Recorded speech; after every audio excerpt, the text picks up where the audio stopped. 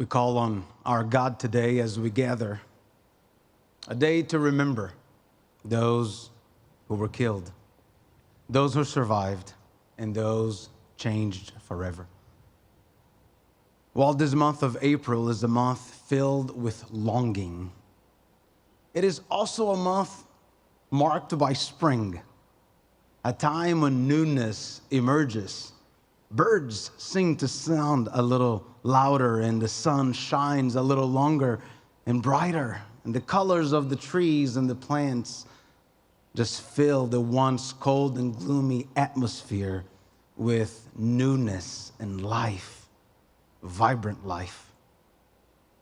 This time gives us hope. We believe that our God is a God of hope, and He can turn ashes into beauty. He can bring order out of chaos, and He's the one who declares victory over evil. Therefore, it is my prayer today that our God of hope will help us. Yes, help us as we remember. Help us as we grieve. Help us as we stand against evil and work toward love and peace on earth as it is in heaven. As a community, we suffered many losses. And here around us today are the scars to prove them. But also around us, we have one another.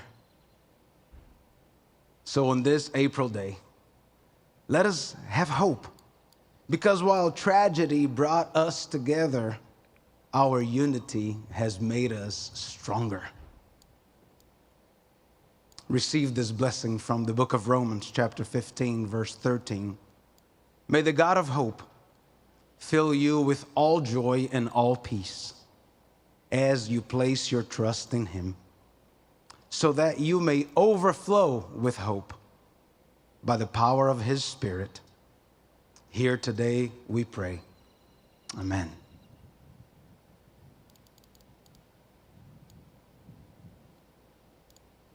Thank you, Pastor Josue. And thank you for your stewardship at First Church, which has remained a steadfast neighbor and partner. Your church continues to be a light to downtown Oklahoma City as a place where all are welcome. The relationship between our police and fire departments that has been developed over the years is a relationship you do not see in every city, and that special relationship had a lot to do with the coordinated response that day on April the 19th, 1995.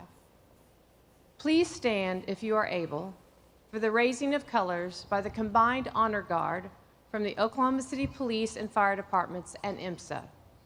The singing of our national anthem will be performed by Oklahoma's own Point of Grace.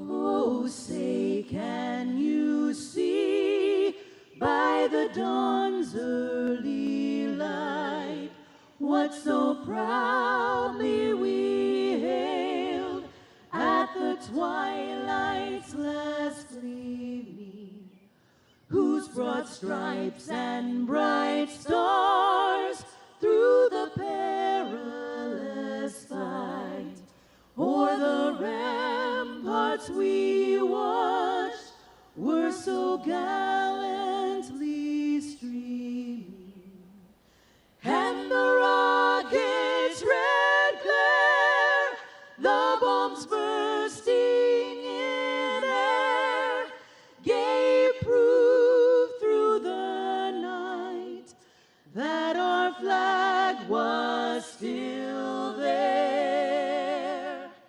Oh, say does that star-spangled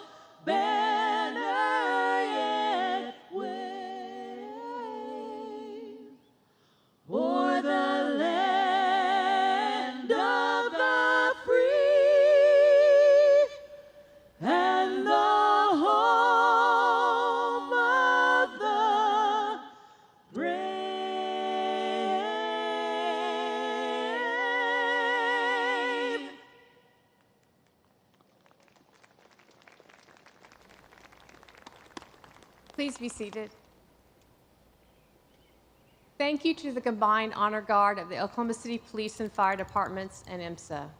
Thank you also to Oklahoma Music Hall of Fame inductees and 3-time Grammy-nominated Point of Grace. Welcome home. In the days following the bombing, we witnessed support from every part of our community that we could possibly imagine. I remember so many examples of people doing the right thing, and from that, the Oklahoma Standard was born. It lives on today as the model by which we as Oklahomans live our lives. It is important that young people not born at the time of the bombing understand what this meant to a community and what it can mean to the world. It is vital that we always remember while continuing to tell this story, making it relevant to for generations to come. Focused on uniting our city as one Oklahoma City, understanding the events of April 19, 1995, brought us all together as one because of the community spirit that was born in our darkest hour. Here to speak on behalf of our city is Memorial Board of Trustee, Mayor David Holt.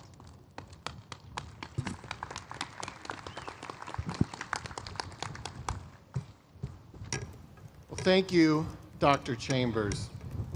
We as a community are grateful for your service and that of your board, volunteers, and donors. Our gratitude as well to the remarkable Carrie Watkins and her remarkable team. Thank you to the governor and all our public officials and guests who have joined us today. Secretary Holland, welcome back to Oklahoma City. Your life, service, and passions are unique inspiration to the people of Oklahoma, especially our thriving and vital Native American and indigenous communities. Thank you so much for joining us today, and we deeply appreciate our longtime partnership with the National Park Service that you oversee. Thank you to everyone who is here today to remember, and those in the media who help us share this ceremony with many thousands more. First of all, as always, on behalf of the people of Oklahoma City, my deepest condolences to those who lost a loved one on April 19th, 1995. My empathy for those who survived and were forever changed, and our city's eternal gratitude to our first responders, as well as those who came to our aid from around the nation and the world. On 7 occasions, I have stood at this podium or at the pulpit across the street or in front of the cameras precipitated by a pandemic. Each time, I have explored a common theme. We gather here to remember and honor, but we also gather here to learn and to teach. This has weighed heavy on my heart each of these 7 years, because this is a place where Americans killed Americans. And my time as mayor of this city has coincided with national political vitriol, the likes of which our country has rarely seen. The lessons of April 19th, 1995 were written for such a time. The mission statement of this memorial says, "May all who leave here know the impact of violence." Indeed, violence is what gave us this scar in our downtown. This pool, these chairs, this place are beautiful and peaceful. But we know that a building and a street are supposed to be here. It is a scar that will never fully heal because 29 years ago, a truck pulled up just a few feet from where I stand. Inside were about a dozen plastic barrels filled with an explosive combination of ammonium nitrate, nitromethane, and diesel fuel. Riding alongside those barrels were invisible barrels that have always been present at such moments. Those barrels were filled with hate, intolerance, ignorance, bigotry, conspiracy theories, misinformation, and dehumanization. Inside those barrels was an explosive combination of extreme political views and an arrogant and stubborn unwillingness to accept pluralism, democracy, and compromise. You see, the violence that occurred on this day 29 years ago did not just appear out of thin air. It was not just a chemical reaction. It was the natural and logical byproduct of certain human behaviors. It was the inevitable end of a dark path, and it is a story humans have repeated for centuries. The barrels that carried that toxic stew of human behaviors sat outside the gas chambers at Auschwitz. They rode in the cargo hold on 9/11. They have stowed away with humanity since time began. We cannot seem to lose them. And so we must reckon with them. And this place reminds us to do that. This place and this day reminds us of our obligations as humans, as residents of Oklahoma City. This year is a national election year. That is the ultimate expression of our country's democratic experiment. Our founders knew our flaws as humans, and the Constitution was their antidote, their attempt to provide us a way to settle our differences without violence, through better conversations that lead to nonviolent outcomes. Elections provide us our outlet. Our American democracy is a unique gift in human history, and yet we still feel the presence of those invisible barrels on our TV screens, in the comments, at the dinner table. Words of hate and division and dehumanization. The barrels are creeping closer. This place reminds us that those barrels should be buried like toxic waste. And as mayor of this scarred city, I ask you to bring a shovel. You can't be passive. You didn't ask for this obligation, it was given to you, but it is ours nonetheless. We must each be ambassadors of kindness, peace, love, and understanding, emissaries of better conversations. We must be willing and able to challenge words of dehumanization, words that cast fellow Americans as enemies. The path to violence is paved with such words, and I ask you to step into and repair the breach. I ask this knowing full well it is not always comfortable. Important things are often hard. Standing against division can sometimes be an act of division itself. But between loved ones and friends, that division can be healed. This place reminds us that temporary discomfort is worth it.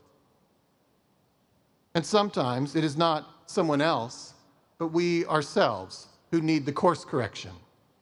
Sometimes this reflecting pool acts as a mirror, and we must not look away from its gaze.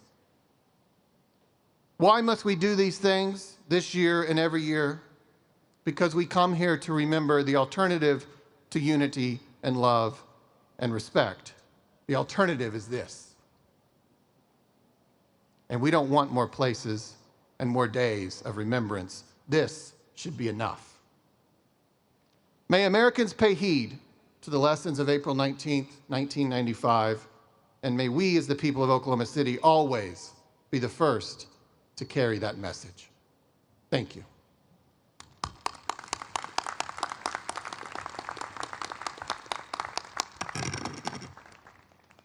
I'll take a shovel. Mayor Holt, thank you for joining us today and for your leadership and support.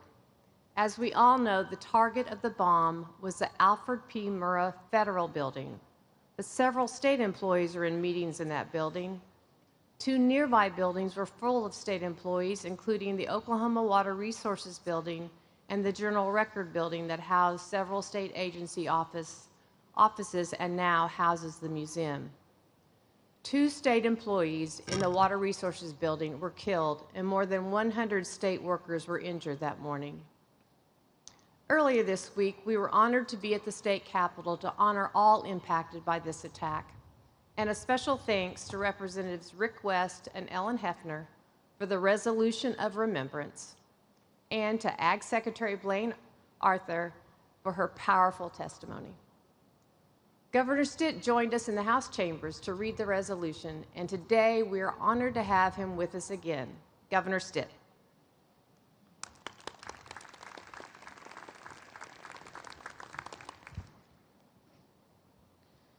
One moment, 9:02 a.m. on April 19th, 1995. Oklahoma changed forever. Terror struck the heart of America. Evil tried to tear us apart. Evil took the lives of 168 individuals and injured hundreds more. But we looked evil in the eye and we came together as one Oklahoma. We showed our strength, our resilience, and our courage. Out of the rubble of the Alfred P. Murrah Federal Building came the Oklahoma Standard. And today, on the 29th anniversary, we recommit ourselves to that standard. Today, we remember the victims, we honor the survivors, and we surround them and their families in our prayers. I have Secretary Blaine Arthur and Secretary Susan Winchester on my heart as well.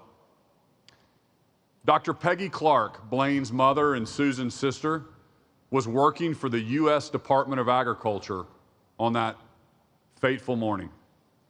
Secretary Arthur and Secretary Winchester, they honor Dr. Clark's legacy by personifying the Oklahoma Standard. They serve their state and their communities. They help their neighbors, and they carry on the legacy of Dr. Clark in the state that she loved. After this tragedy, neighbors lifted up neighbors. The spirit of generosity invaded our state. Our people banded together in a manner unique to Oklahoma. That legacy lives on, and it lives in each of us that call Oklahoma home. The Oklahoma Standard didn't stop at the borders of our state. It affected the nation. People came from all over to assist in the rescue, recovery, and the rebuilding efforts. The remarkable efforts of local, state, and federal law enforcement, firefighters, search and rescue teams, public and private medical professionals, and thousands of volunteers from across the nation provided comfort and aided our recovery. I'm so grateful to former Governor Frank Keating, who led Oklahoma through our darkest hour. It was the ultimate test of strength, and we're thankful for your leadership. In the aftermath of the attack, I remember New York sending their own firefighters to help Oklahoma City, to help us pick up the pieces. And we repaid that kindness after terror struck our nation once more on 9/11. We showed the world what it means for neighbors to walk with neighbors. Time after time, the people of Oklahoma and this nation prove that evil does not prosper. A few days after this tragedy in 1995, Reverend Billy Graham came to Oklahoma City to share some of his faith with our grieving community. He said, times like this will do one of two things. It will either make us hard and bitter and angry at God, or it will make us tender and open and help us to reach out in faith. It's clear what the people of Oklahoma chose to do. We faced down with evil, and we stood as one Oklahoma. Mourning families preserved, our leaders showed strength, and our pursuit of justice never wavered. 1 Peter 3:9 and 10 says, do not repay evil with evil or insult with insult. On the contrary, repay evil with blessing so that you may inherit a blessing. The chapter goes on to say, who is going to harm you if you are eager to do good? Do not fear their threats. Do not be frightened. We stand strong together, and we are not afraid. To the families and loved ones of the victims, we offer our prayers of healing and our support today. The legacy of those we lost lives in each one of us who call Oklahoma home. The Oklahoma Standard, that legacy, remains alive and well in our state. And as we continue to write Oklahoma's story, we honor the memory of those we lost by living lives filled with purpose, giving all glory to God. Thank you all for being here today. May God bless you and your families, and may God continue to bless the great state of Oklahoma.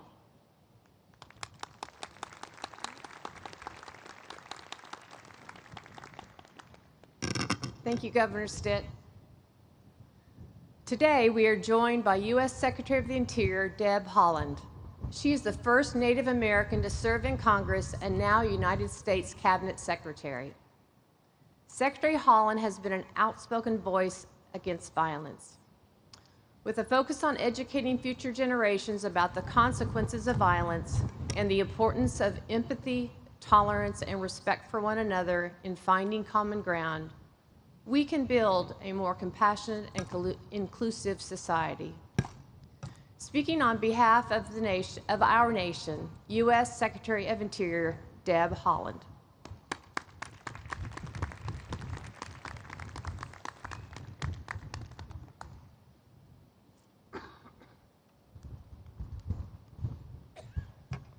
Hello, everyone. Thank you so much for being here today on this somber anniversary. I am deeply grateful for the invitation and to our hosts here at the memorial. Governor Stitt, Mayor Holt, and my colleagues from the National Park Service, I am honored to be with you here today, as well as a fellow New Mexican, Caitlin Durkovich. Above all, I am humbled to stand alongside the survivors and family members of those we lost 29 years ago.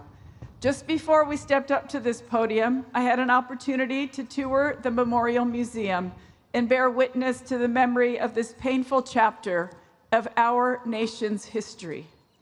On that day, we stood together and grieved, all of us, all Americans. We grieved for our federal family with the thousands of dedicated officials who were shocked into horror that day. We grieved for the 19 children who were murdered, whose lives were only just beginning. On that day, my child, Soma, a toddler, safe in their swing at home, sat while I worked quietly in the living room with the news on.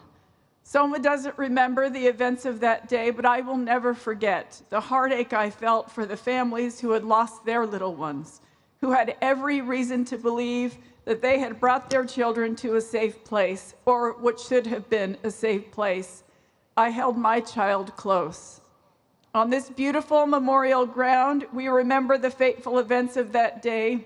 On the daily news footage, the first responders who ran in when everyone was running out, the emergency crews who helped in the aftermath and brought the injured to safety, and we remember how we felt. The pain that the Oklahoma City community felt that day will never leave us. We united behind shared grief and the idea that our fellow Americans deserve to feel safe. And as we stand here and reflect on this tragedy, we are empowered by our ability as a community, both a national and global one, to work together to overcome the anxiety each of us face when events like this happen.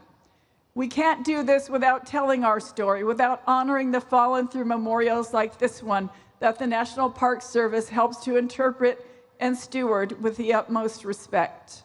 To our team members here, thank you for your service to our country. Our public servants help make sites like this possible and help us to tell America's story, even when it's heartbreaking. We at the Interior Department will live up to that sacred responsibility by being good stewards of this memorial for generations to come. I appreciate everyone who works so hard every day to care for this essential place, to honor it for those who were lost so that we may never forget their sacrifice.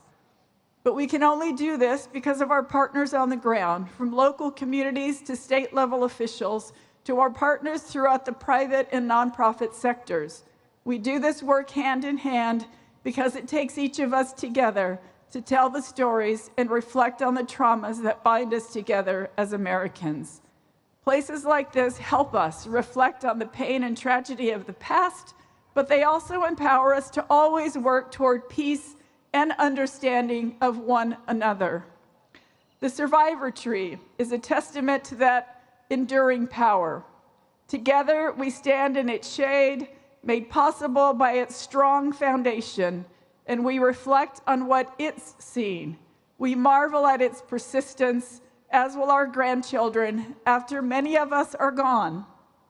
When I look at the survivor tree, I think about the countless lives it has touched, that this special place has touched. I think about its lasting impact from the survivors and family members who come here to remember their loved ones, to the community members who rely on this place to process their own pain and heartache. This place is, without a doubt, special. And I'm so grateful to the folks here in Oklahoma City for keeping it alive for us all. My child is grown now.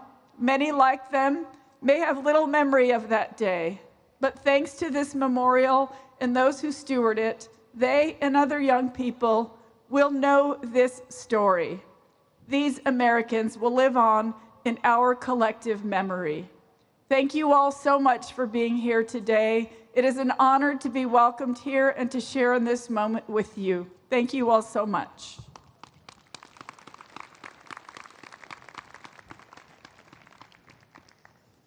Thank you, Secretary Holland, for joining us to remember. Music played a vital role in our healing after the bombing. How many times have we wished that we could rewrite history? How we wish the scars would disappear with the wounds. In the singing of Heal the Wound, listen to the message that Point of Grace conveys about scars of the past.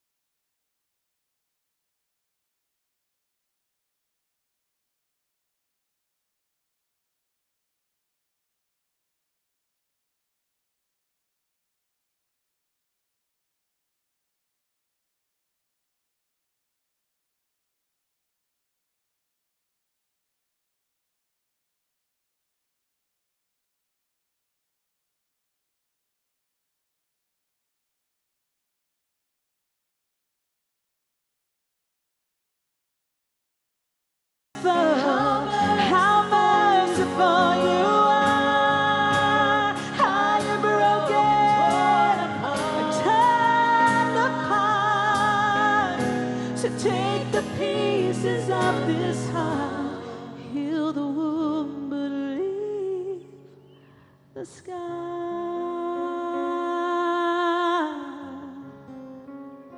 Leave the scar.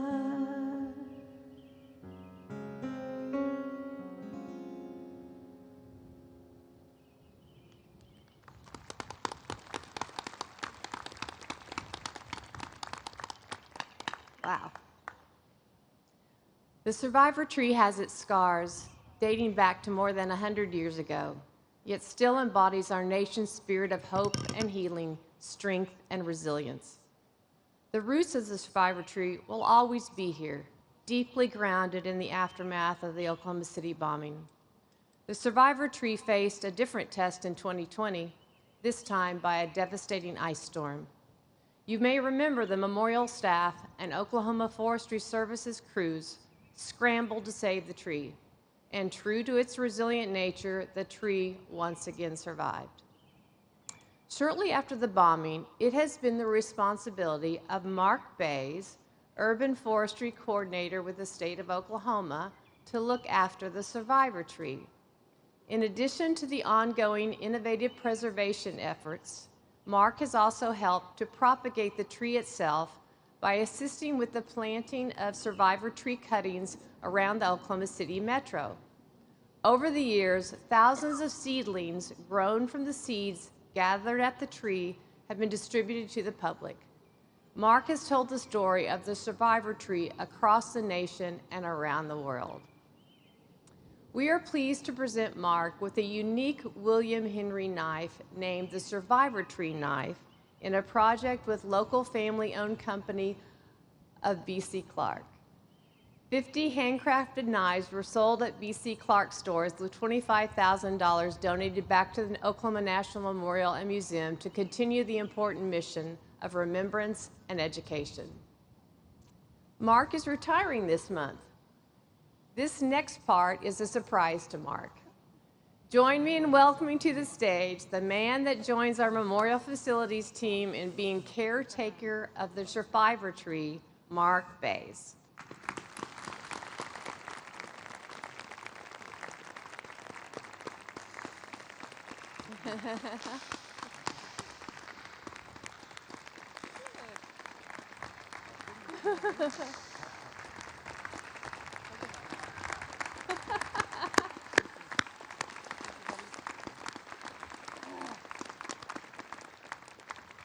We have just presented Mark with the final survivor tree knife with a wood handle handcrafted from the bark of the survivor tree from the ice storm of 2020.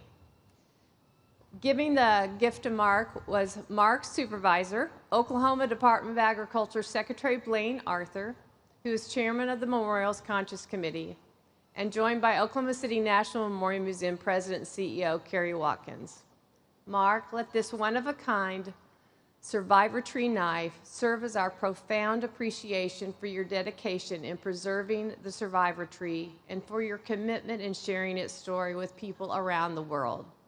Now don't worry, he promises to volunteer now in helping us with this important tree. Mark, we really appreciate you helping all of us in spreading our branches. We are so honored Caitlin Durkovich, Special Assistant to the President and Deputy Homeland Security Advisor for Resilience and Response at the White House National Security Council, joins us to deliver this year's anniversary ceremony message.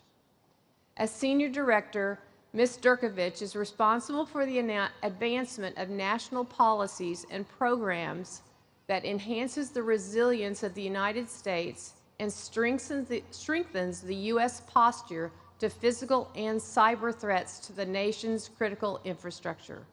We are grateful to her dedication towards using lessons learned right here on these grounds in working against violence and terrorism throughout our nation. Here to share lessons learned by working together from the National Security Council is Caitlin Durkovich.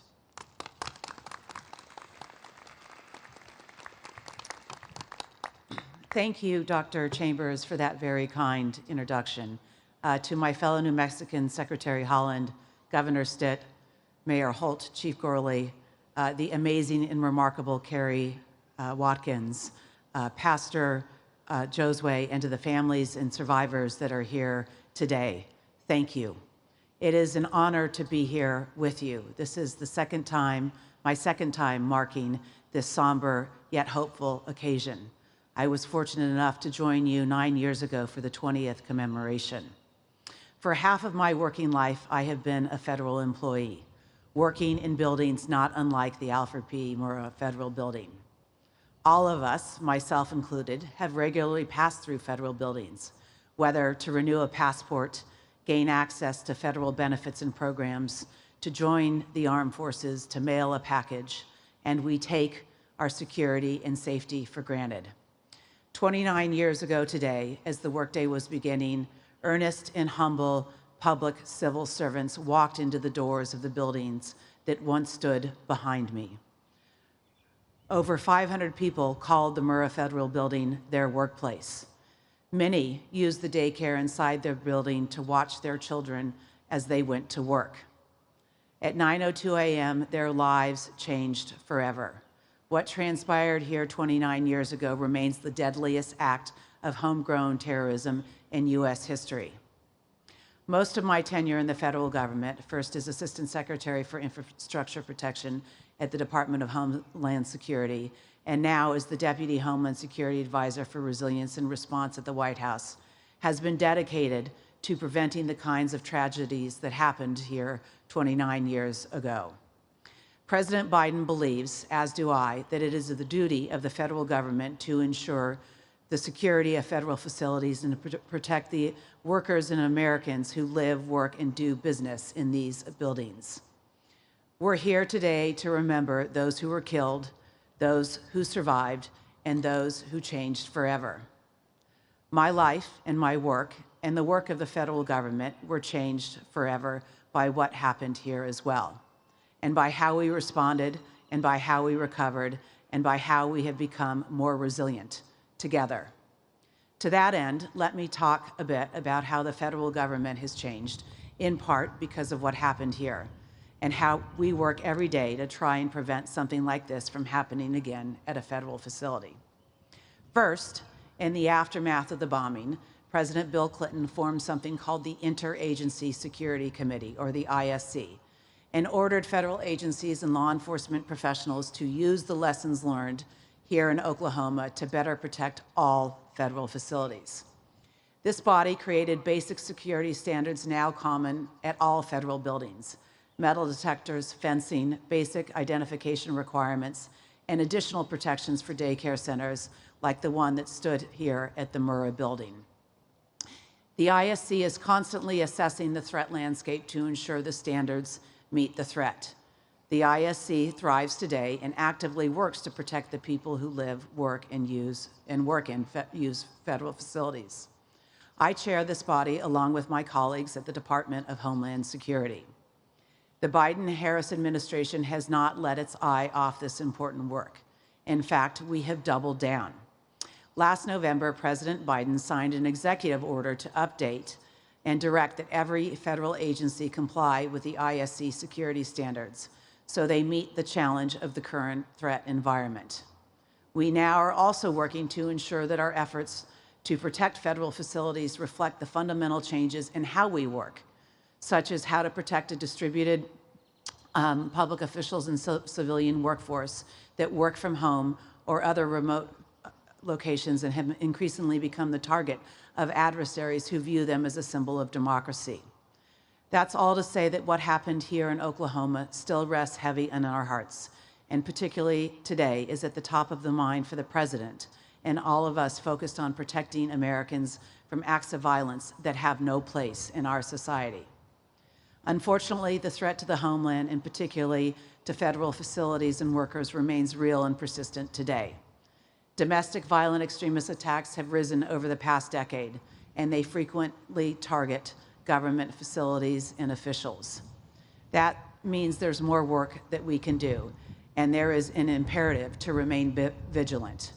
The memory of April 19th, 1995 is a lesson to every American. There is no place for political violence in America. As Mayor Holt and Governor Stitt have said, that's the Oklahoma standard. And as the president has said, that's the American standards.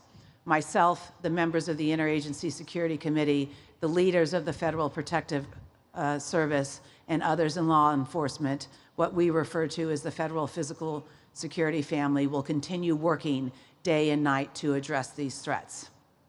I want to extend an open invitation to all of you to tell us how we can do better and to tell us what more we can do. Having worked with state, local, federal security, law enforcement officials over much of my career, folks like Chief Gorley, Chris Hayes from the Federal Protective Service, and Acting Senior Agent in Charge Sonia Garcia and her team at the FBI field office here in Oklahoma City, they all come to mind. And we have in this country some of the most capable and professional law enforcement officials on earth. And in my experience, they all feel a deep connection to this memorial and to Oklahoma City. They, like me, feel that their lives and careers were changed forever by what happened here. Some were even inspired to become law enforcement and government officials, dedicated to both serving out and protecting the functions of government and our democracy as a result of what happened here today. Our collective resolve to never let this happen again is how we bear witness to the memory and the legacy of those who were killed and those who survived. Thank you very much for the honor to be here, and God bless you.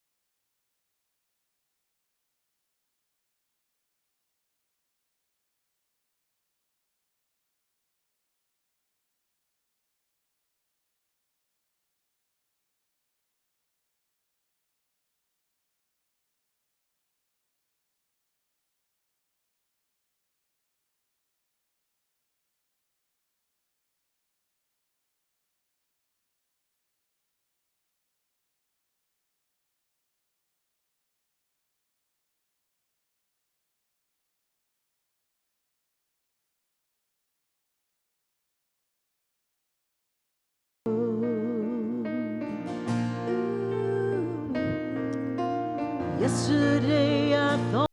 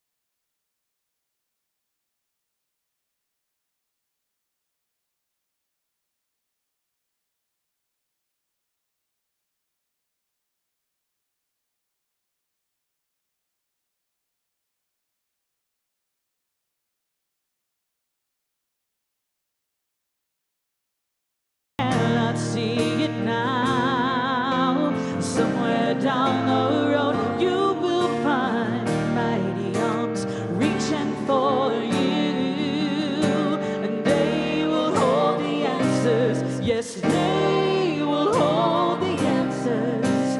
They will hold the answers at the end of the road.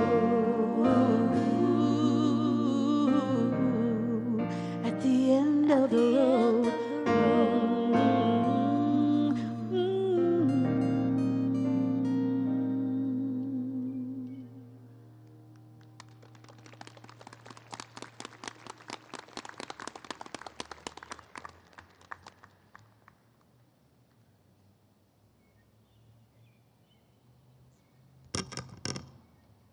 Good morning.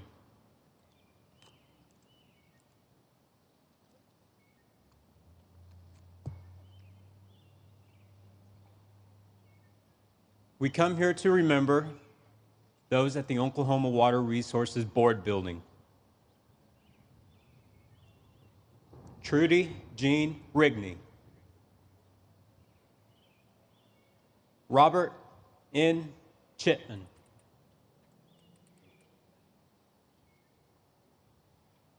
We remember those at the Athenian Building Jobs Corps. Catherine Elizabeth Ridley. Anita Christine Hightower.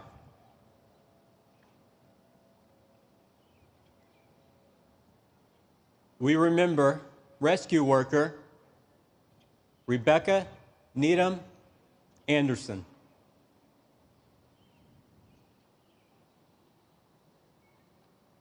We remember those killed in the Alfred P. Murrah Federal Building, United States Secret Service, 9th floor.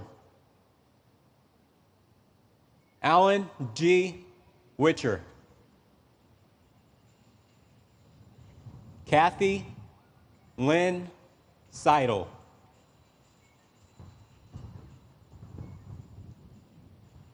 Linda G. McKinney.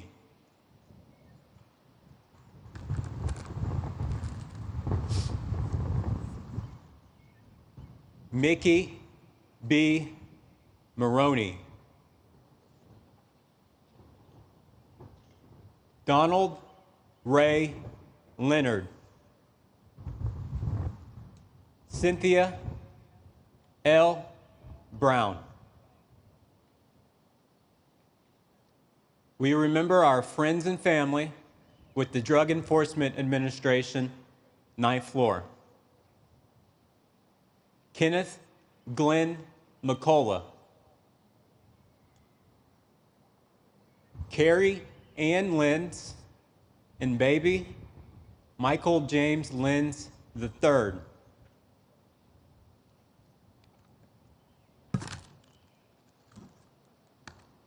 My mother, Rona Lynn Keener Chafee.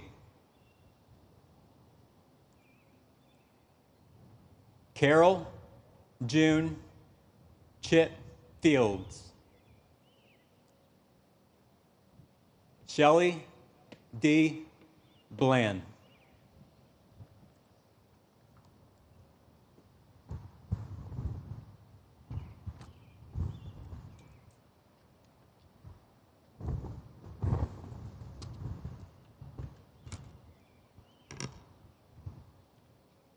We remember those who were killed with the Department of Housing and Urban Development, 8th floor. Clarence Eugene Wilson, Sr.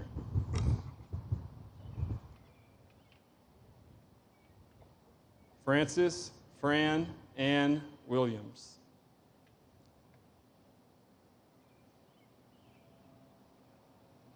Michael D. Weaver.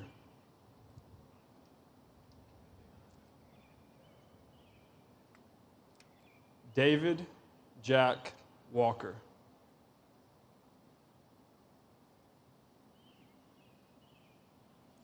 Jules A. Valdez.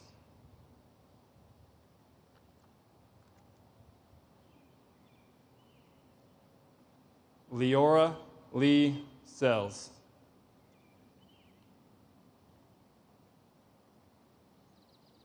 Lanny Lee David Scroggins.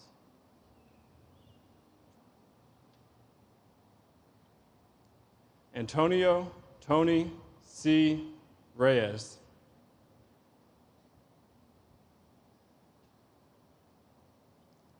Dr. George Michael Howard, DVM.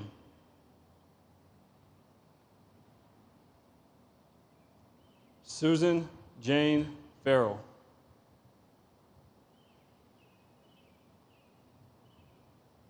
Kimberly K. Clark.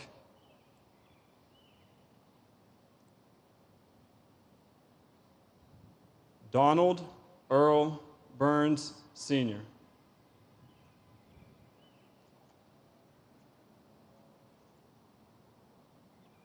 David Neil Burkett.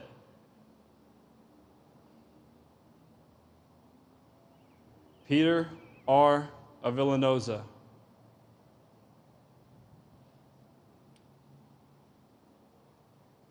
My father, Ted L. Allen.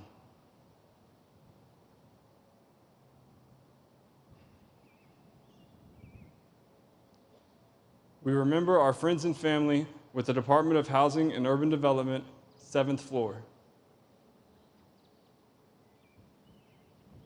Joanne Wittenberg.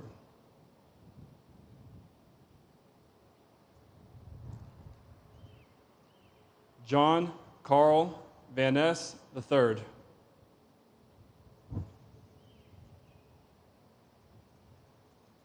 John Thomas Stewart.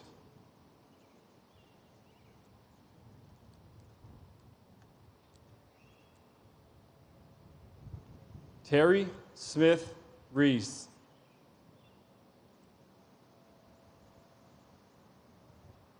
Patricia Ann Nix.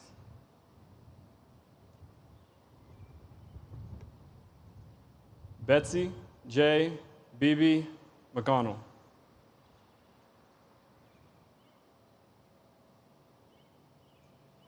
James A. McCarthy II.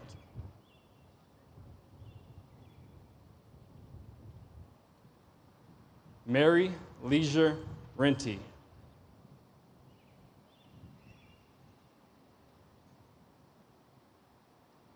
Teresa Lee Taylor Lauderdale.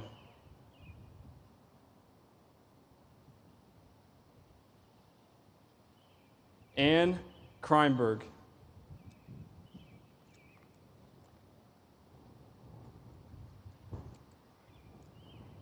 Thompson Eugene Jean Hodges, Jr.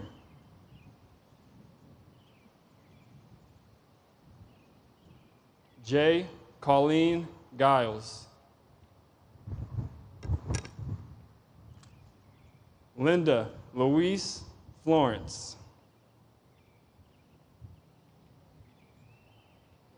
Judy J. Fro Fisher.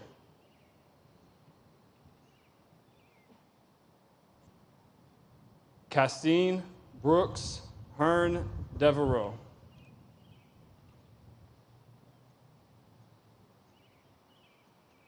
Diana Lynn Day.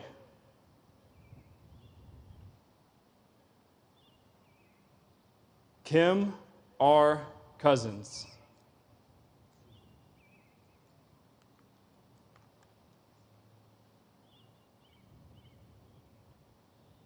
Andrea Yavette Blanton. Diane E. Hollingsworth Althouse.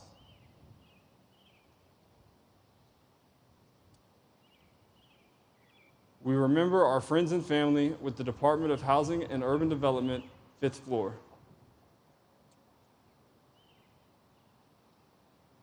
Hall Gregory Beatty Brocksterman.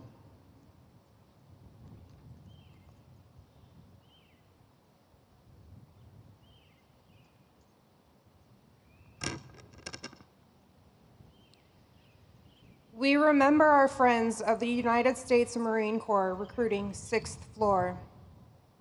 Captain Randolph A. Guzman, United States Marine Corps. Sergeant Benjamin Lorenzo Davis, United States Marine Corps. We remember those with the U.S. Customs 5th floor. Claude Arthur Medeiros, Senior Special Agent. Paul D. Ice, Senior Special Agent. We remember our friends and family with the Department of Agriculture 5th floor. Rita Bender Long. Carol Sue Khalil. Doris Adele Higginbottom. Richard Dick Cummins. Dr. Margaret L. Peggy Clark. James E. Bowles. Olin Burl Bloomer. We remember those with the United States Army Recruiting Battalion, 4th floor. Wanda Lee Watkins. Kayla Marie Titsworth. Dolores D. Stratton. My mother, Master Sergeant Victoria Vicky L. Son. John C. Moss III. Peggy Louise Holland. Karen Gist Carr. Sergeant First Class Lola Bolden, United States Army.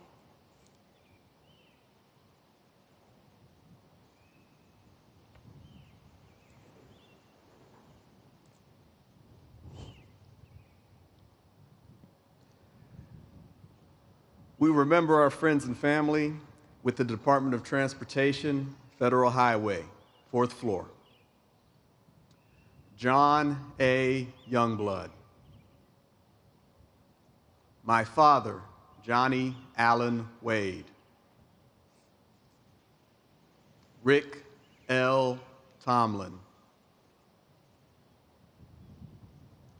Michelle A. Reeder. Jerry Lee Parker.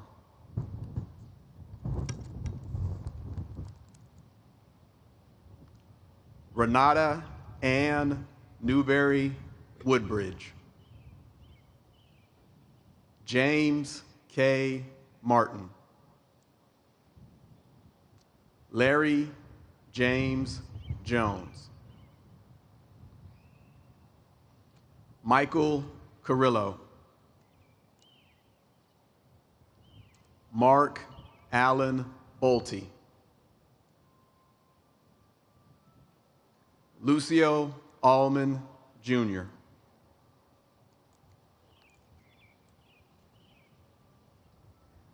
We remember our friends and family with the Federal Employees Credit Union, 3rd floor.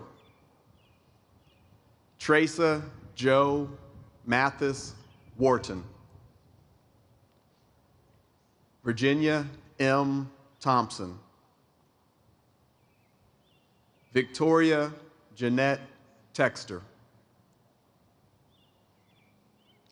Karen Howell Shepard. Sonia Lynn Sanders.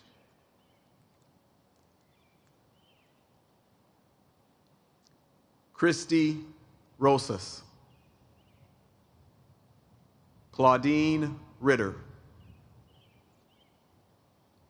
Jill Diane Randolph.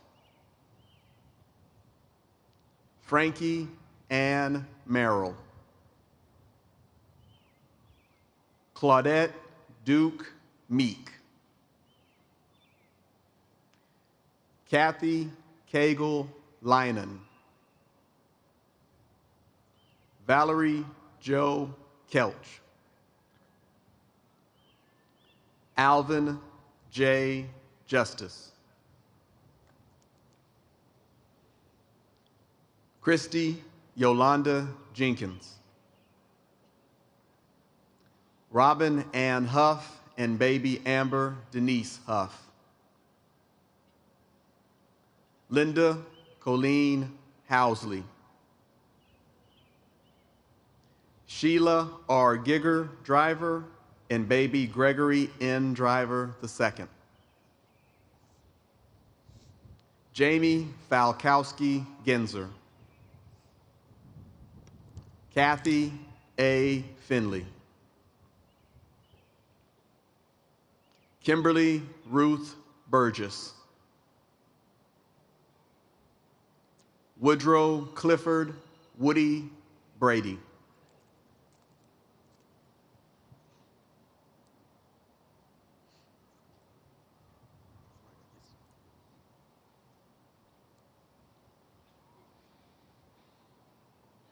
We remember our friends and family with the Defense Security Service, 3rd floor.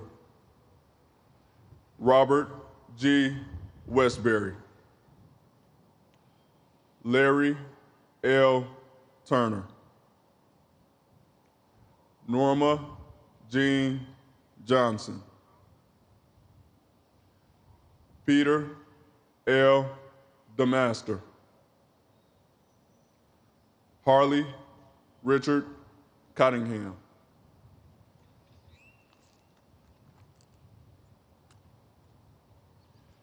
we remember our visitor on the 2nd floor, Scott D. Williams. We remember our friends and family from the America's Kids Child Development Center, 2nd floor. Colton Wade Smith, Chase Dalton Smith, Dominique Reve Johnson London, Blake Ryan Kennedy, Wanda Lee Howell,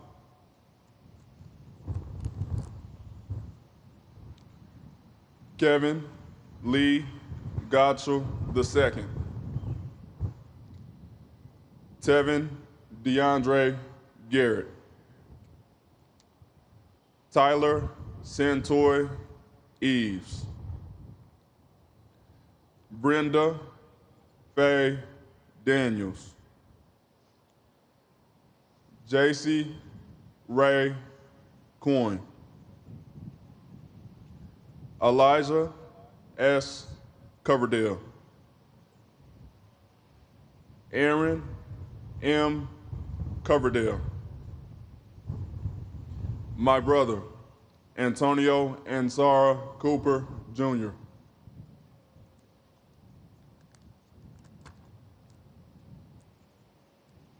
Anthony Christopher Cooper II,